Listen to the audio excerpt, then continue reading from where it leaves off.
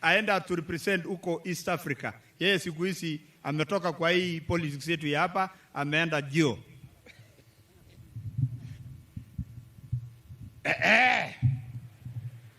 Asheta, Your Excellency, the President of the Republic of Kenya, I have known you for a long time.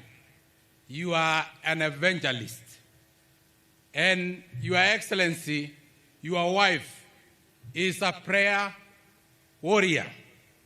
And your Deputy President, Rigathi Gachagua, is the most honest man north of Limpopo and south of Sahara. Your deputy's wife is a pastor, Pastor Dorcas. Your daughter, the Kenyan first daughter, is a philanthropist. What else do Kenya need?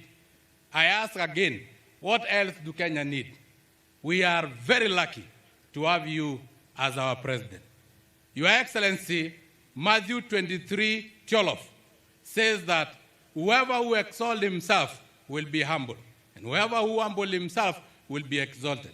Your Excellency, you have always humbled yourself before God in action, because action speaks louder than word. Angalia venye arrangement iko. Clergy na kanisa iko high table. Lakini rais wetu, hata akiwa commander in chief of the armed forces, ndio huyu ako kwa lower table. Your Excellency, God will exalt you because you have humbled yourself.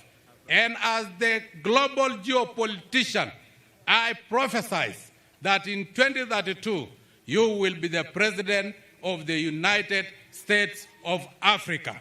And Rigathi Gachagua Manrigiji will be the president of the Republic of Kenya. Matthew 7:7 inasema ukibisha unafunguliwa, ukiomba unapewa. Mimi pia naomba barabara ya lami kutoka Wasiabei to Ndondol, Sakutiek na iende Naivasha, na ingine kutoka Ololunga ipitie Wasongiro iende na Rosora, iko ndio tupate lami. Na hiyo kitabu ya Mungu inasema mtoto akiomba mkate hawezi patiwa mawe. Kwa nafikiri mimi nikiomba lami ndapatiwa maram?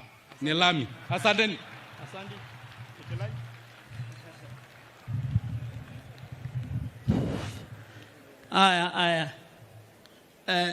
Mheshimiwa Rais, the President of the Republic of Kenya and Commander-in-Chief of the Armed Forces, Mheshimiwa Deputy President,